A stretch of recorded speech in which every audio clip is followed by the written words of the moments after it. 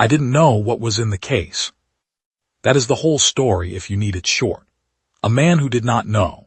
A city that forgot him. A war between things that should not exist and things that should not have survived. And in the middle of all of it, me, Dairy, 31 years old, no fixed employment, carrying a scuffed metal briefcase across a dead field at the edge of a dying metropolis, whistling something I couldn't name because I hadn't eaten since the morning before, and whistling kept the stomach quiet. I have told this to debriefers. I have told it to soldiers who looked at me like I was broken. I have told it to a woman with kind eyes who wrote everything down in a green notebook and never told me what she did with the pages. None of them believed the part about not knowing. They all assumed some buried instinct, some animal awareness that the case was wrong, that the city was wrong, that the shapes on the rooftops were wrong. There was no awareness. I was just hungry. Let me tell you about the city first, because the city is how you understand everything that came after. Veld was what most people called it, though the official designation had 17 syllables and no one used it. It had been a transit hub once, before the Somerhot came, one of those cities that exists purely as a junction, that has no reason to be where it is except that someone laid down roads there a long time ago, and the roads attracted settlement, and the settlement attracted commerce, and the commerce attracted the kind of hard, calculating men who run other hard, calculating men. Veld had 3 newspapers, 4 criminal organizations, a police force that was rented out to whoever paid fastest, and approximately 200,000 residents who had learned to keep their eyes on the ground and their thoughts to themselves. Then the Somerhot came, and things got complicated. I will not waste time describing their appearance in the kind of detail that thriller writers use, because their appearance is not the interesting part. The interesting part is how they think, or rather, how they don't think, in the way we understand thinking. They are a collective organism with distributed cognition. I learned that phrase from one of the debriefers, and I've kept it because it's accurate. Each individual unit is roughly the size of a large dog, moved on 6 articulated limbs, had no eyes in the conventional sense, and navigated entirely through chemoreceptor arrays that read the air the way a musician reads sheet music. Fear chemistry, aggression chemistry, territorial marking chemistry. They built their entire map of a situation from what they could smell, and what they could smell, primarily and above all else, was the nuclear signature of enriched isotopes. Wherever there was radiation, even trace radiation, even the ghost of it in disturbed soil, they gathered. They treated it the way territorial animals treat a scent post. They marked it, they defended it. They would kill anything that came near it or touched it or carried it away, not out of malice, not because they hated us, because that is how their territorial logic worked. The material was theirs. Anyone holding it was a thief. And the Somerhot's response to theft was automatic, total, and extremely final. The war, if you call it a war, and most people didn't in those days, because wars have 2 sides that both know they're fighting, had been going on for 14 months by the time I walked into it. The Somerhot had settled into Veld's industrial belt in the way a weather system settles in, completely, indifferently, with no particular interest in what had been there before. The human population had not been exterminated. That's the word people expected, exterminated, and it wasn't right. We'd been redistributed. The Somerhot didn't need us gone. They needed us irrelevant. We were permitted to exist in the zones they hadn't designated as territory, which meant the older residential districts, the outer markets, the derelict spaces near the western boundary where nothing of value had ever been built. I lived in the western boundary district. Most of the people I knew lived there. We were not, technically speaking, prisoners. We were simply people who had learned that certain streets led to places where you came back different or didn't come back at all. The adjustment had taken most of the first 6 months. People who had refused to accept the new geography had been educated by the consequences of that refusal. I had known 2 men personally who had tried to maintain access to properties they'd owned in the Middle District before the occupation. One of them had never been found. The other came back without explaining what had happened to him, and didn't need to, because his hands shook when he picked up a glass, and he slept on his feet when there was no wall to put his back against. We had all learned what the Somerhot would do when they believed you were trespassing near their material. But there were men who had decided the Somerhot occupation was an opportunity. That is the part I understood least in the beginning. Looking back, I understand it perfectly. There are always men who look at a catastrophe and see a market. When the Somerhot came, they brought the bomb matter with them. I'm going to call it that, bomb matter, because that's what it functionally was. Highly enriched material they used as territory markers, dense little cores of it packed into containers about the size of a brick, each one pulsing with exactly the frequency their chemoreceptors were tuned to find. These cores were, from a human engineering standpoint, the most efficient source of fissile material ever encountered. You did not need to process them. You did not need to enrich them further. You merely needed to possess one, and you had the raw heart of a weapon that could level a city block. The criminal organizations of Veld had noticed this. Two of them specifically. One was called the Chameleon Network, run by a woman everyone called Liliana, and she was not someone you misidentified twice. Sharp, cold, technically brilliant, and entirely without sentiment about mass destruction. She had been running weapons before the Somerhot arrived, and she had simply updated her inventory. Liliana had come up through the city's preoccupation black markets with enough ruthlessness to have eliminated 3 competitors before she was 25, and enough intelligence to have made it look like misfortune. She wore her hair short, and moved through Veld's compromised streets like someone who knew the city's skeleton better than the city did. Her people were disciplined, well-funded, and loyal in the way people are loyal when they understand what disloyalty costs. The other faction was a looser coalition that called itself the Astound Group, nominally under a man named Jean who wore suits that cost more than most people in the Western District made in a year, and spoke in a soft voice that was somehow worse than shouting. Jean had made his money in the preoccupation years through a combination of import facilitation and the kind of financial arrangements that look legitimate from a distance and reveal themselves as something else only when you're already committed. He was not as technically sophisticated as Liliana, but he had more money and more connections to the compromised enforcement infrastructure, which in Veld's current circumstances meant more operational reach. He was also more willing to spend people than equipment, which is a different kind of ruthlessness but not a lesser one. Both of them had been trying to acquire Somerhot material for months. Both had lost men in the attempt. Both had come close enough, exactly once each, to taste what it would mean to actually hold one of those cores. On the morning I walked into it, one of them had succeeded.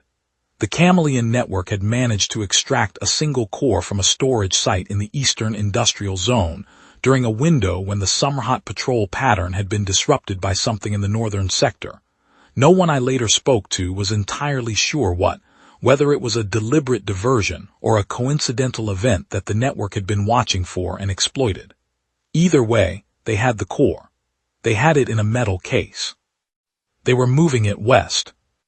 And then something had gone wrong with the move, and the case had ended up in a field. I didn't know that either.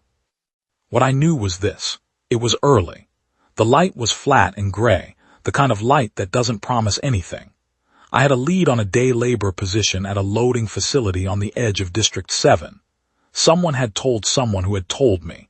The way information moves in a city where the official communications infrastructure has been partially absorbed by something that uses it to transmit chemical signal data in formats humans cannot read. I was walking because the transit lines through that part of the city ran infrequently, and I was not willing to spend the fare, given the uncertainty of the position. My coat had a hole in the right pocket that I had been meaning to repair for 3 weeks. My shoes were sound, but the left sole had a tendency to separate slightly at the toe in wet weather, which produced a faint percussive sound when I walked across hard surfaces. I was aware of both these things. I was thinking about whether the loading position would involve outdoor work, and whether the coat's hole would be a problem if I was expected to carry anything in that pocket.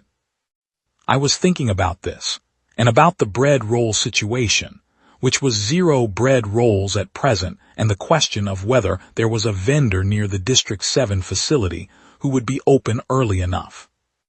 The field I was crossing was one of those urban voids that exist in every city. Not a park, not a construction site, just an absence.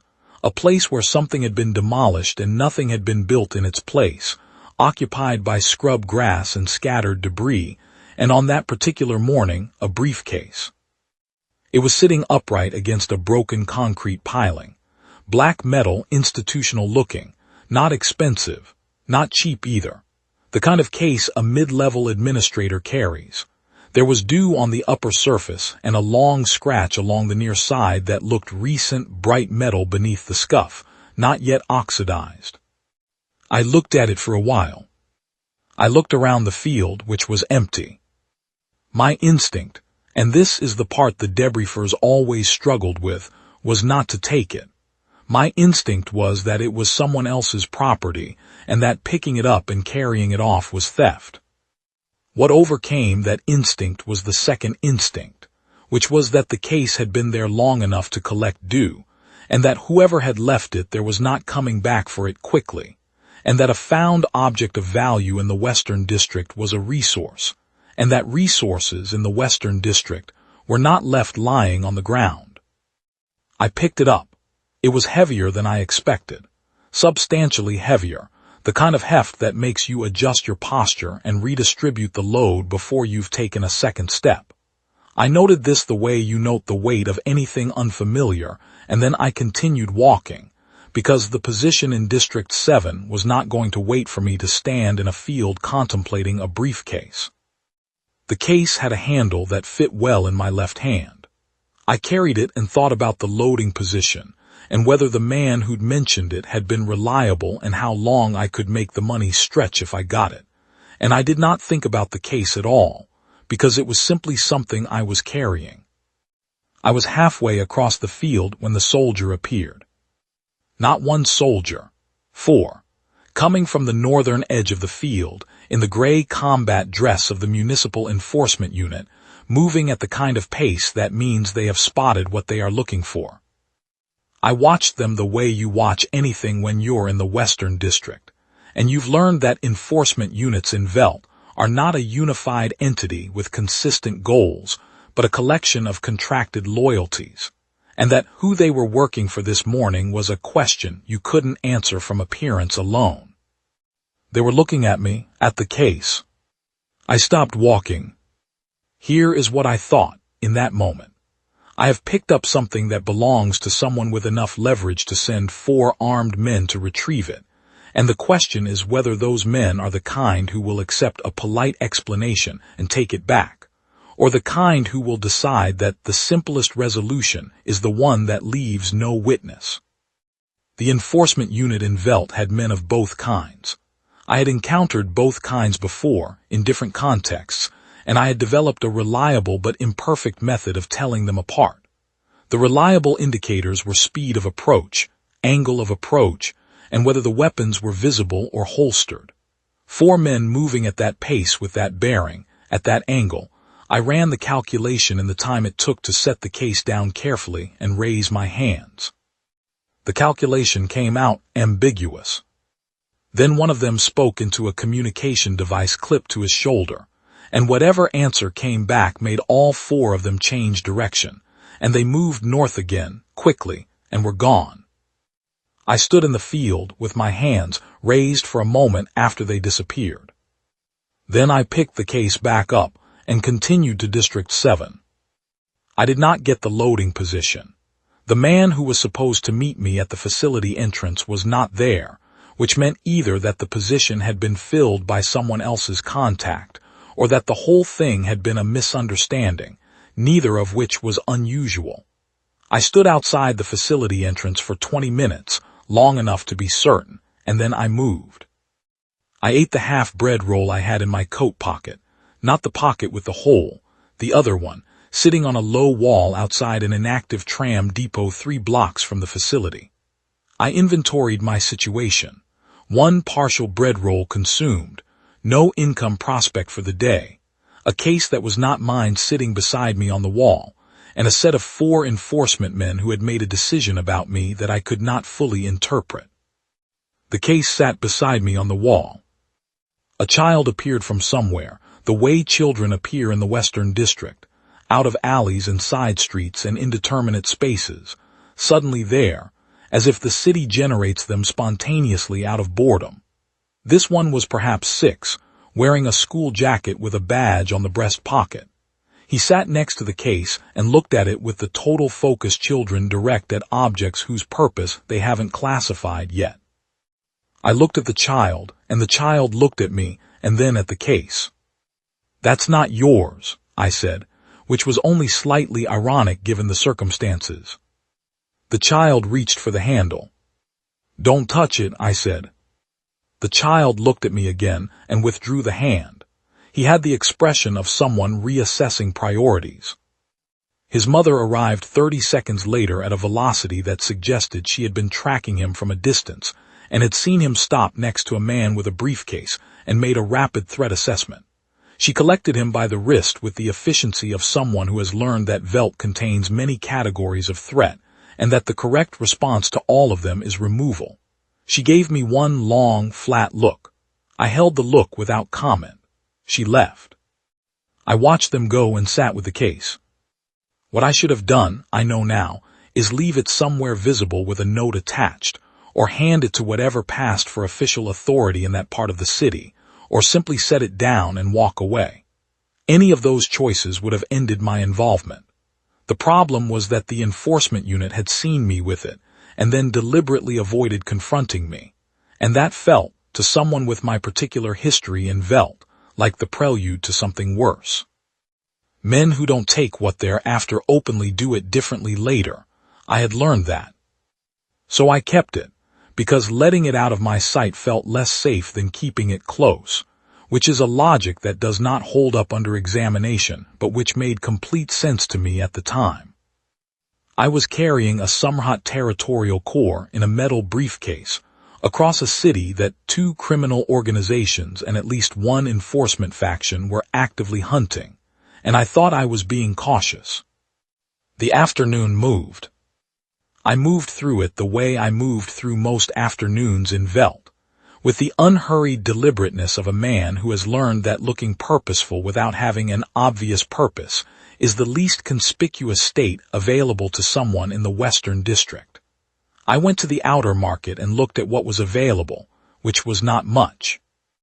I walked a loop through the secondary transit corridor, where 2 men I recognized from occasional labor contacts were loading cargo onto a flatbed, and I considered asking whether they had anything they needed help with, and decided against it because the case made that kind of approach complicated. The Chameleon network had people watching the secondary transit corridor. I didn't know that then. I know it now because one of them later told someone who told Eugenia who told me. The watcher had seen me, noted the case, flagged the description up the chain, and received back a response that said, "Not him." The chain had decided that whoever was moving the case for Liliana would not look like me. I looked too much like someone the case had happened to. They were not wrong. I went to the cinema. This was not a tactical decision. The cinema on Marginal Street was one of the places in the Western District where you could sit for 2 hours for minimal cost, in the dark, and not be required to explain yourself or make conversation. And on days when the employment situation had resolved unfavorably and the weather was developing an unpleasant character, it was a reasonable place to wait out the afternoon.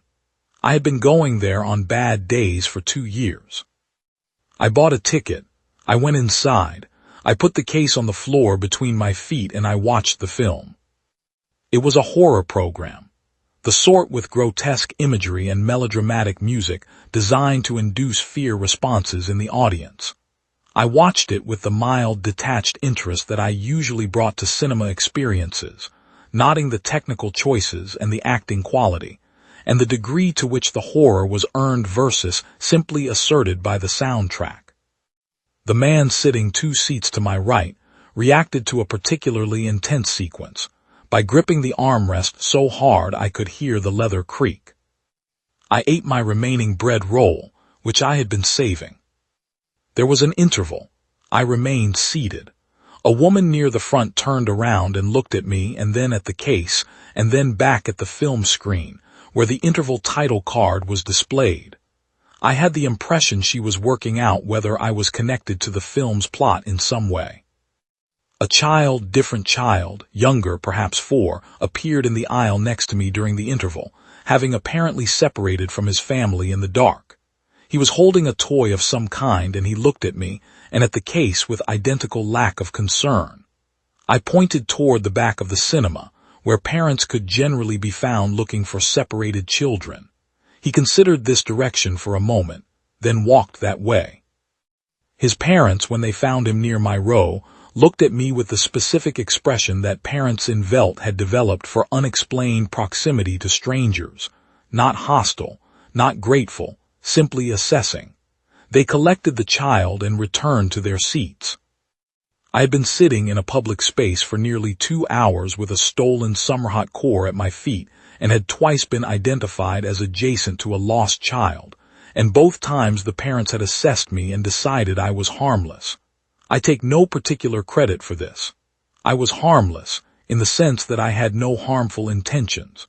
The case and its contents were not my intentions. They were just a thing I was carrying. The first indication that my situation was more complicated than I understood came 3 hours later, in the form of Eugenia. I had moved from the cinema to the transit depot on Marginal Street when the program ended, because the Western District's transit depots were one of the few places in Veld where a man could sit for several hours without being asked to explain himself, as long as he held a transit chit or convincingly pretended to be waiting for a specific connection.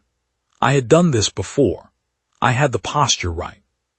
The bus conductor came off her shift at 3 in the afternoon and sat across from me on the depot bench, eating a packed meal with the focused efficiency of someone with 20 minutes and a lot of hunger.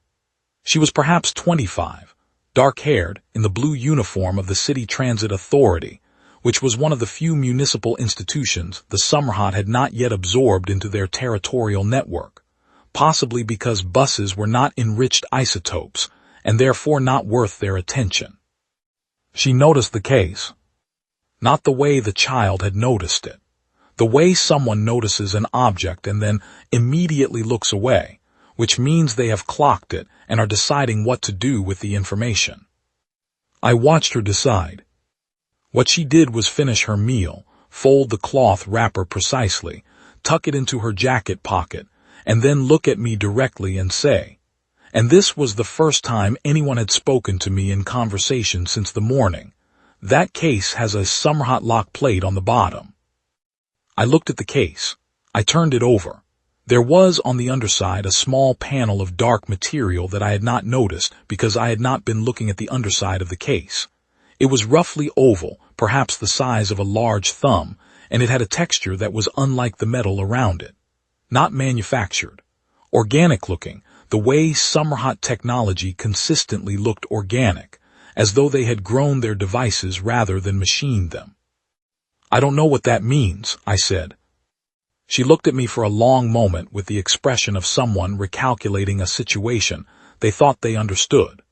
It means, she said, that what's inside that case is why the Chameleon Network has had 30 people moving through this district since this morning, and why the Municipal Enforcement Unit is running 3 parallel sweeps, and why the Somerhot themselves have 3 sensor drones in grid formation over the Eastern Market.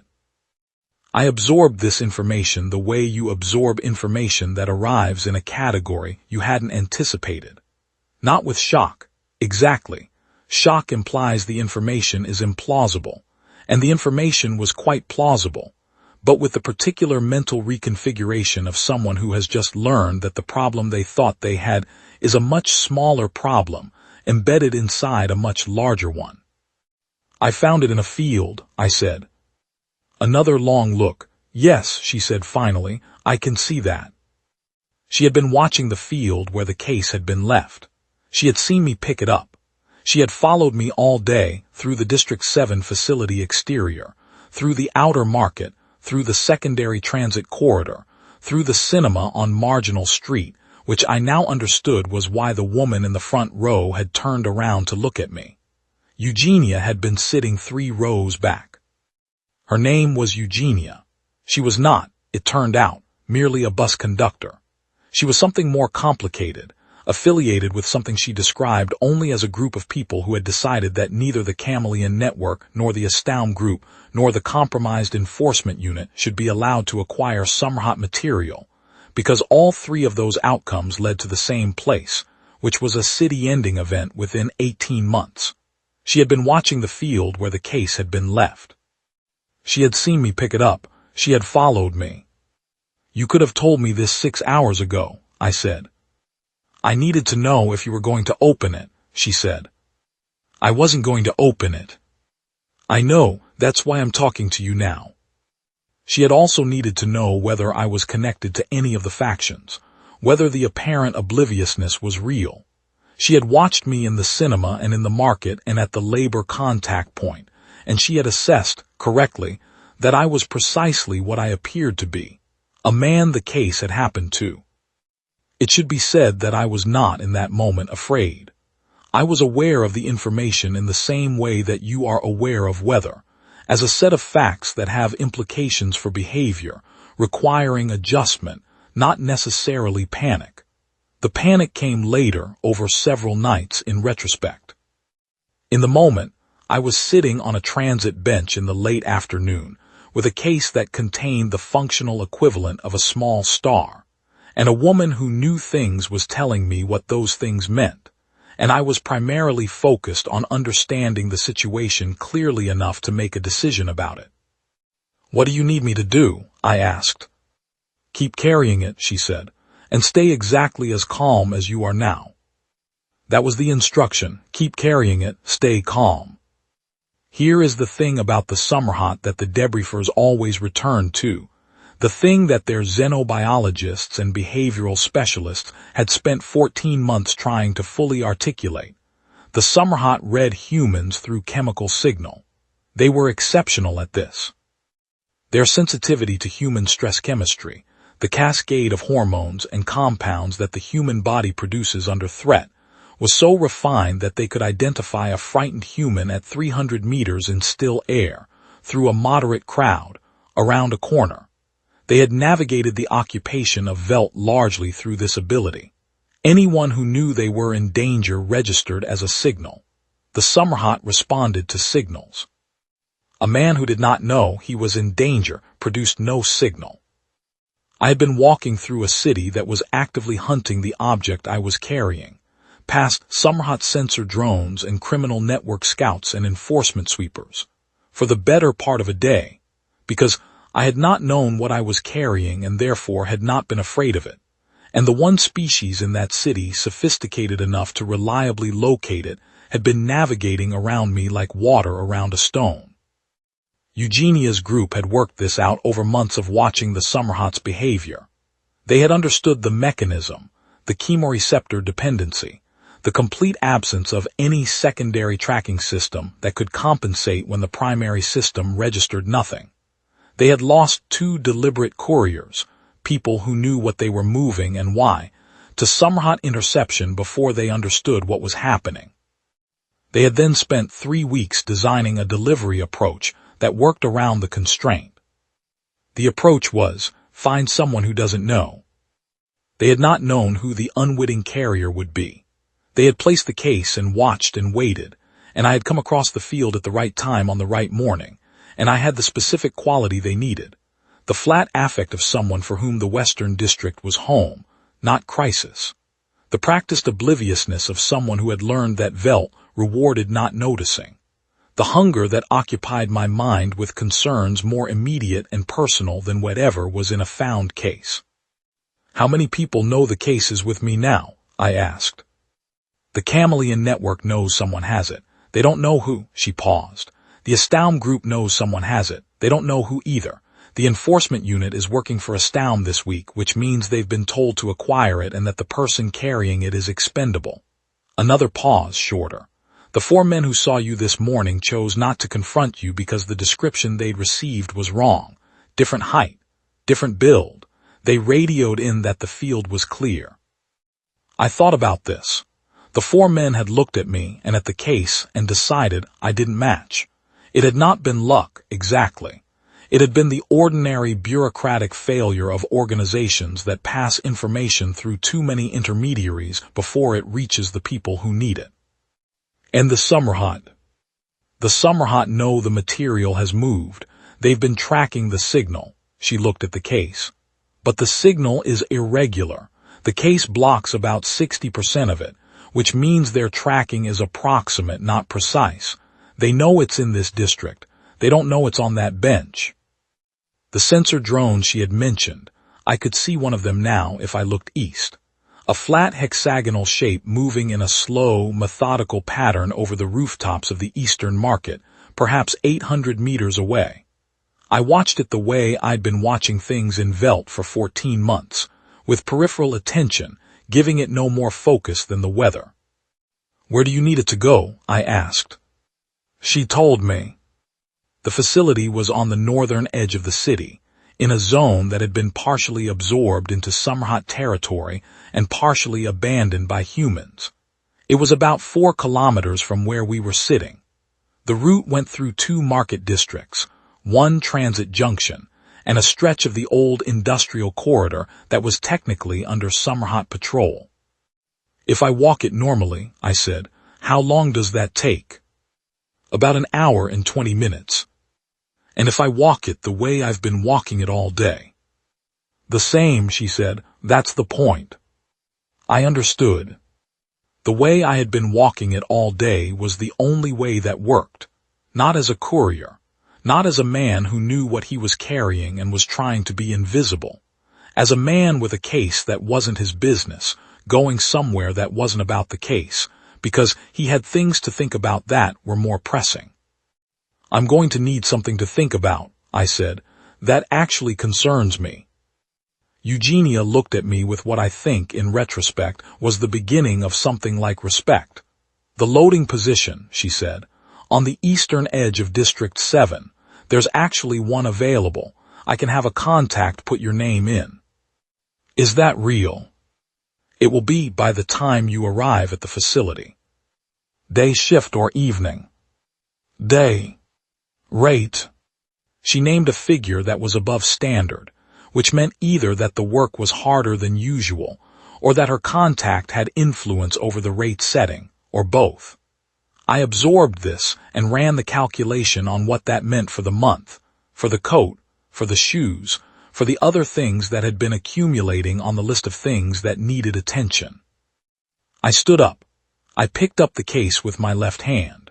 I thought about the loading position, whether it was outdoor work, whether the supervisor would be the kind who valued demonstrated familiarity with equipment, whether the above-rate position was contingent on specific qualifications I might or might not have, and I walked north through Veld. The first kilometer was through the outer market. The stalls were closing for the day, vendors folding their displays with the practiced efficiency of people who had learned to be gone before dark. The air smelled of cooking and exhaust, and the faint metallic underlayer that everyone in Veld had learned to associate with proximity to Somerhot-occupied zones. The evening light was flat and amber, the way it gets in cities with particulate in the air, softening everything to the color of old photographs. I walked through the market thinking about shift rates.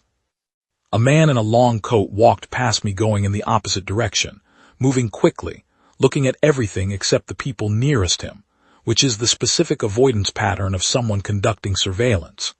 I watched him pass in my peripheral vision. He was chameleon network, I know that now, and he had been told to look for a woman or a young man moving cautiously with a metal case, and I was neither of those things and was not moving cautiously, and he walked past me and continued south at pace.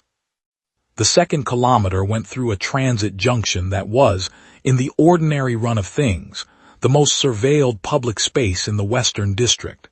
Cameras, network scouts, enforcement presence.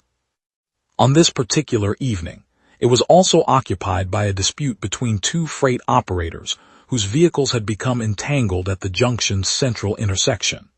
A disagreement that had escalated from property damage to shouting, to the involvement of 3 enforcement personnel who had enough to do untangling the vehicles without watching pedestrian traffic. I walked through the center of the junction. A sensor drone passed overhead at perhaps 60 meters altitude.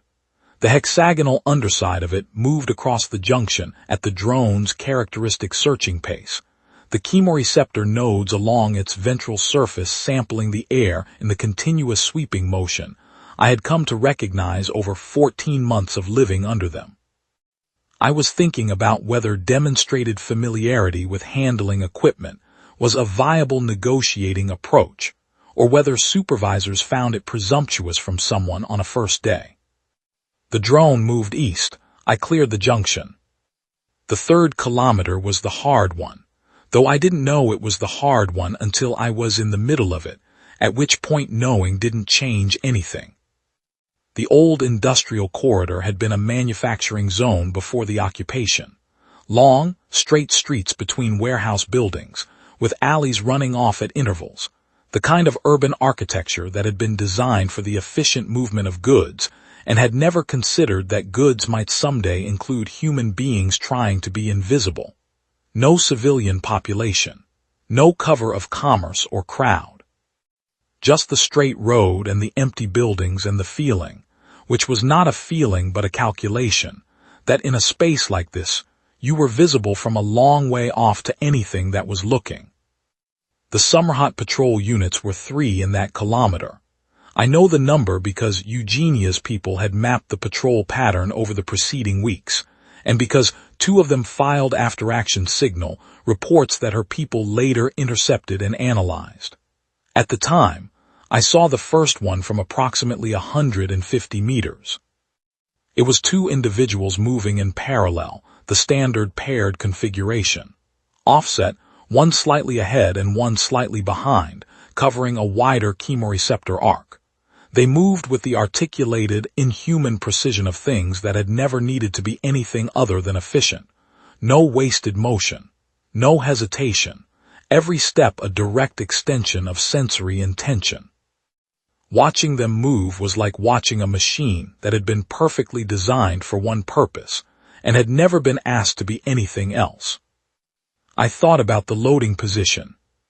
Specifically, I thought about a conversation I had had 3 weeks prior with a man named Burroughs, who worked a loading facility in the Northern District, and claimed to have negotiated an above-rate arrangement by demonstrating familiarity with a specific piece of handling equipment that the facility's regular workers didn't know.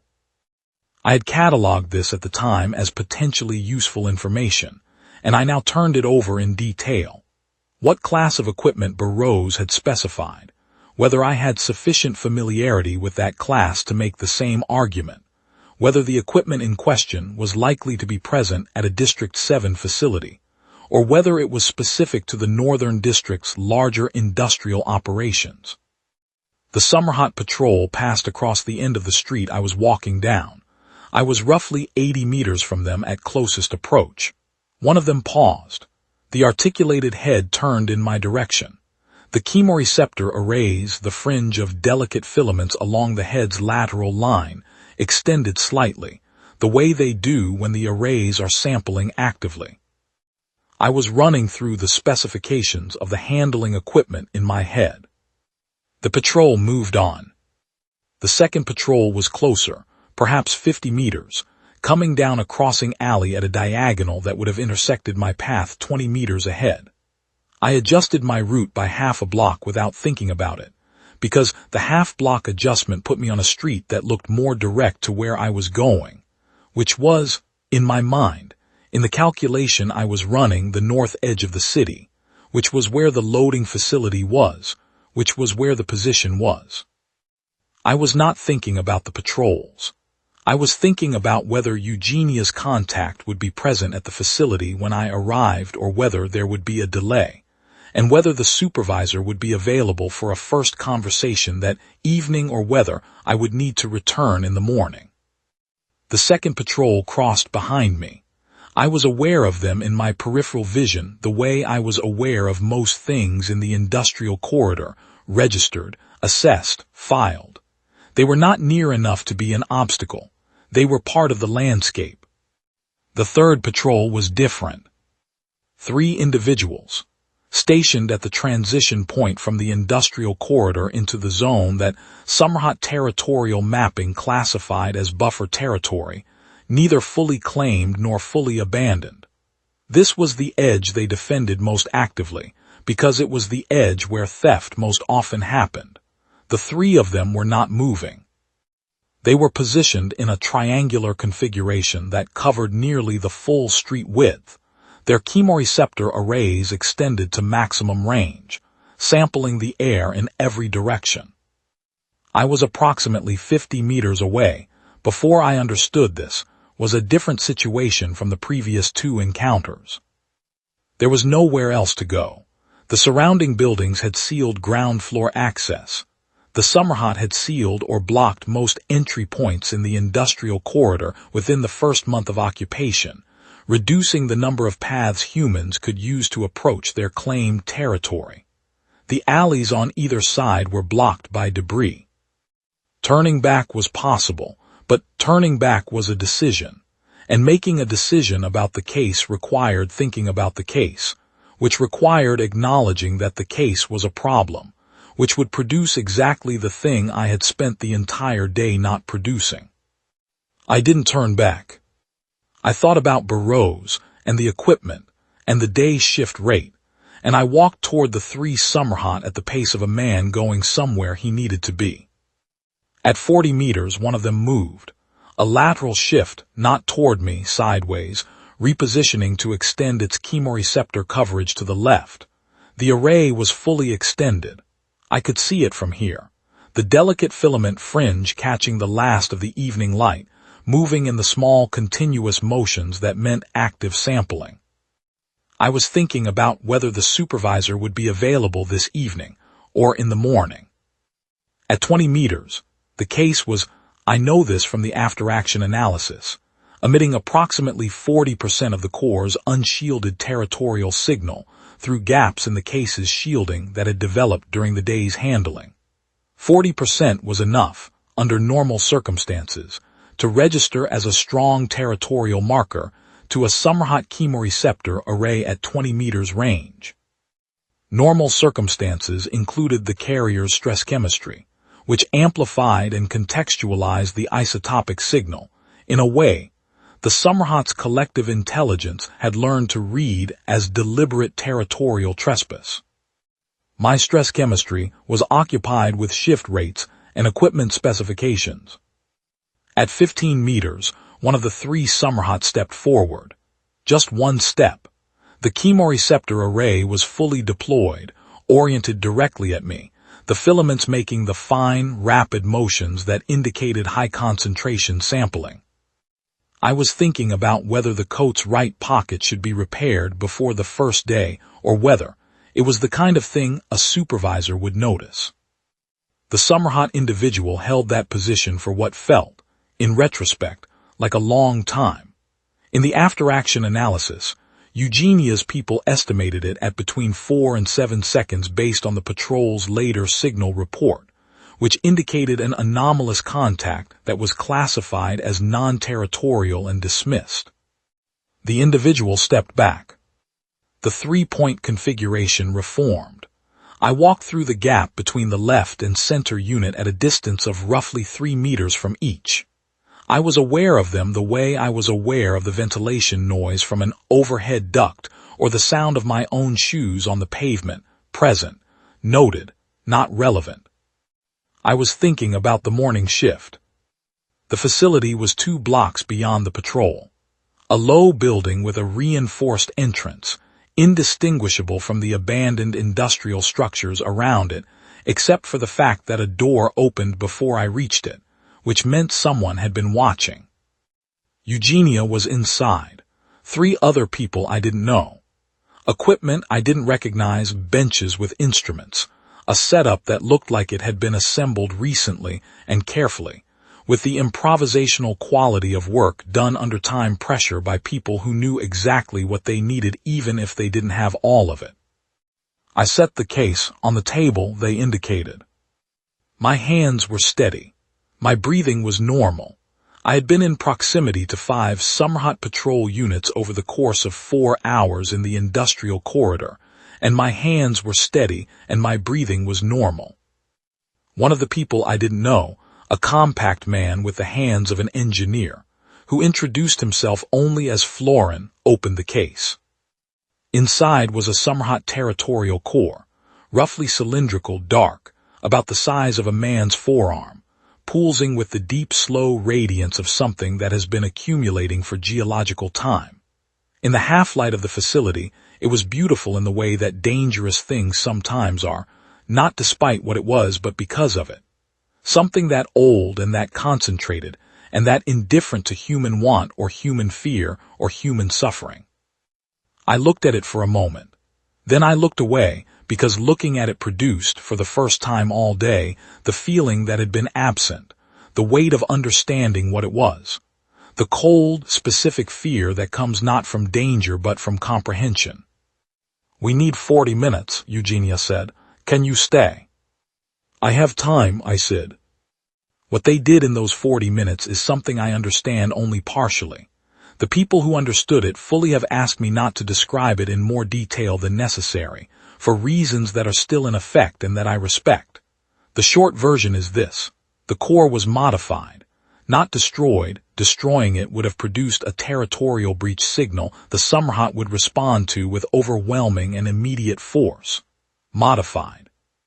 The territorial signature that the core emitted was altered, changed in frequency and character, so that what it emitted was no longer the specific signature the Somerhot read as theirs.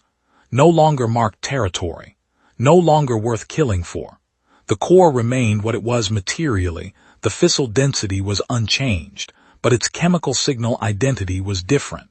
From the Somerhot's perspective, it had stopped being theirs. The theory was that a core which did not smell like theirs would not be defended, that the Somerhot would reclassify it as a non-territorial anomaly and stop treating its location as a boundary event, that it would fall off their map. Florin worked on the core with instruments I had no names for. The others monitored readings on devices arrayed around the table. Eugenia stood near me and watched both the work and the entrance in the alternating way of someone who has learned that in Veld you don't stop watching the door. At one point, Florin came and stood near me, during a pause in the work, and looked at me with the expression of a man trying to resolve a contradiction. "You walked past 6 Somerhot patrol units," he said. "Did I? Between the junction and here, 6, 3 in the corridor alone." He shook his head slightly.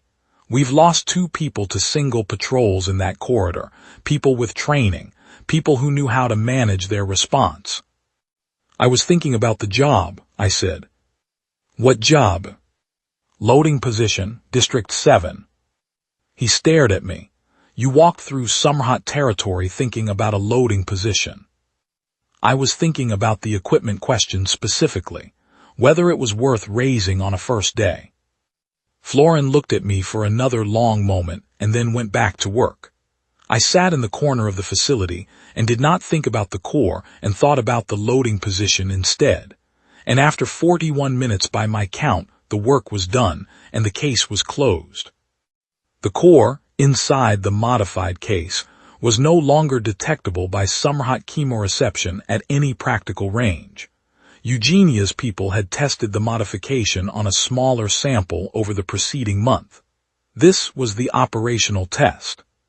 Florin looked at the readings on his instruments and at Eugenia and said something in a low voice. Eugenia's expression changed, not dramatically, but in the way that a face changes when a calculation resolves. The slight release of tension around the eyes, the intake of breath that is something close to relief. She looked at me. "Thank you," she said. "The loading position," I said. "Someone will meet you at the District 7 facility entrance at 7 tomorrow morning. Day shift. You'll want to mention the Class 4 handling system if it comes up, The supervisor values it. I nodded. I picked up my coat. I did not pick up the case, which remained on the table and was no longer my concern and never really had been. I walked back through the industrial corridor. The 3-unit patrol was still in the transition zone. I walked past them again, this time without the case, going the other direction, and they did not respond at all, because I was simply a man walking, and men walking in the Western Industrial Corridor at this hour, while not common, were not novel enough to warrant territorial response. I thought about the coat pocket. I got home after dark. I ate the rest of the food I had, which was not much, and I sat at my window and looked out at the city. The sensor drone had been pulled back from the eastern market. I could see its position light somewhere further north, higher altitude, different patrol pattern.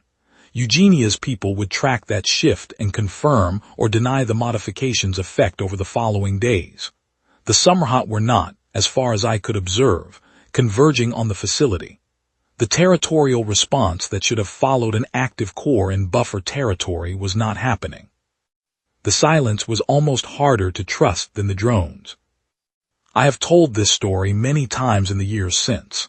I have told it to debriefers who wanted to turn it into doctrine, and to soldiers who wanted to turn it into method, and to Florin himself, who came to find me 8 months later when Eugenia's group had expanded its operations and wanted people for the work. I told him I would think about it. He said they could wait. The thing that I returned to during all those tellings was the question of what I had actually done. The debriefers wanted it to be courage. Florin wanted it to be method. The people who wrote the reports wanted it to be a repeatable capability. The woman who wrote everything down in the green notebook seemed to want it to be a particular kind of human quality that could be identified and cultivated. I had walked across a city carrying a thing I didn't understand, thinking about bread rolls and shift rates, and a coat with a hole in it.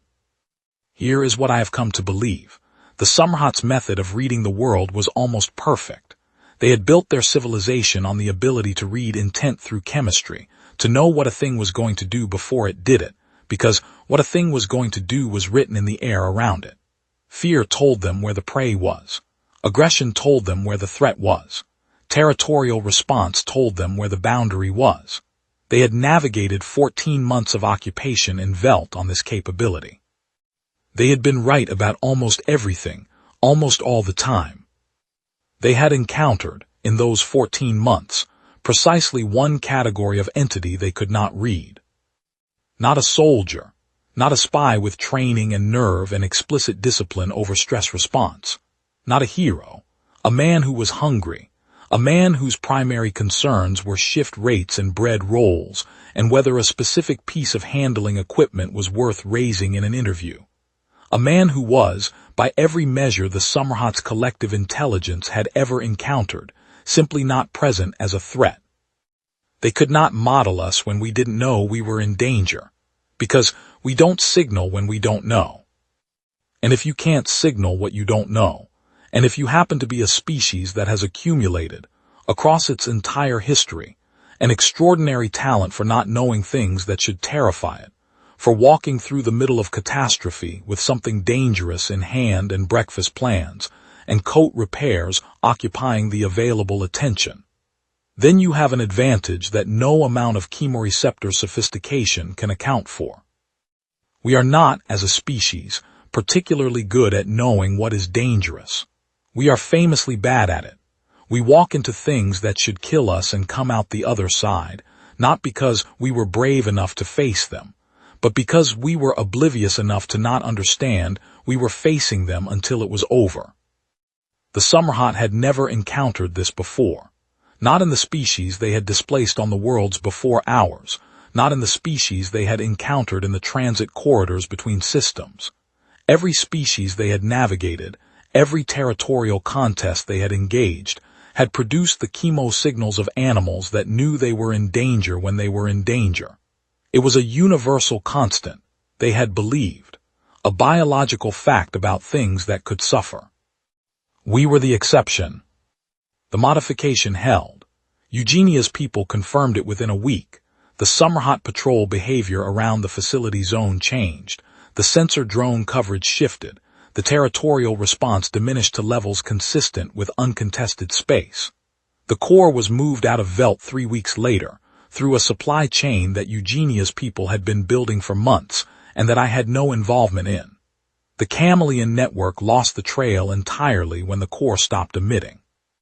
The Astound group made one more push to find it and came up empty. The enforcement unit, working for Astound, swept the Western District twice and found nothing, because there was nothing to find. Jean left Veld sometime in the 5th month. Liliana stayed longer, but the network that depended on the prospect of acquiring Somerhot material gradually lost cohesion when the material stopped being a proximate possibility. The occupation itself took longer, years in the end. I was involved in parts of it after I joined Eugenia's group, and those parts are not my story to tell in this account because they involve people who are still living and work that is still ongoing. What I will say is that the mechanism we had found, the specific, accidental mechanism of the man who didn't know, turned out to be reproducible, not as doctrine but as practice. You could not train someone to not know. But you could find people for whom certain kinds of not knowing were natural, and you could build operations around that. The Somerhot had come to Veld because it had isotopes. They had held Veld for 14 months because they could read every human who came near the territory they were defending. They had not accounted for the humans who came near the territory without knowing it was territory. They had not accounted for the humans who could not be read because there was nothing, in that moment, worth reading. That sounds like a victory. It was, eventually. It cost what victories cost, people who are not here to read this account. Names I carry the way you carry weight that redistributes itself but never leaves. Eugenia lost 2 of her people in the later operations. Florin was injured badly enough that he has not worked with his hands since. The man who had told me about the District 7 position, I never knew his full name, knew him only as Burroughs, died in the northern sector in the 2nd year. The loading position was real. The supervisor was the kind who valued demonstrated familiarity. I mentioned the Class 4 handling system. He looked at me steadily for a moment, and then told me to start on Monday, and that the rate would be the figure Eugenia's contact had named. I worked that position for 4 months. The work was straightforward and physical and had the quality that I have always valued in labor. It was comprehensible. You picked up a thing, you moved it, you put it down. The outcome was visible and complete. At the end of a shift, you knew exactly what you had done and it was done. I ate properly, I repaired the coat pocket, I replaced the shoes. At night, I sat at the window and watched the skyline, where the sensor drones were fewer and moved in wider, less intensive patterns, and the metallic underlayer in the air was thinning. And there were mornings when you could walk to the outer market and back and not see a single Somerhot unit on the streets. Small changes, the kind that accumulate only if you are paying the kind of attention that comes from having very little and needing to know where the little is going. I had been paying that attention my whole life in Veld. It turned out to be the only preparation I had needed. The case that ends a war does not always look like a weapon. Sometimes it looks like a problem someone else left behind, on a gray morning at the edge of a dead field. And sometimes the right man to carry it is the one who doesn't know enough to be frightened of it, who picks it up because it is there, and he is a man who could use something that turns out to be worth something, and walks it across a city thinking about other things. I was that man. I still am not sure how I feel about that. Proud doesn't sit right. Lucky is closer, but it undervalues what the people around me did with the opening I accidentally provided. Useful, maybe. The specific satisfaction of having been useful at the exact moment when being useful was what was needed, in the exact way that being useful was possible, without knowing that any of it was happening. I ate the meal. I watched the skyline. There were no drones. That was enough.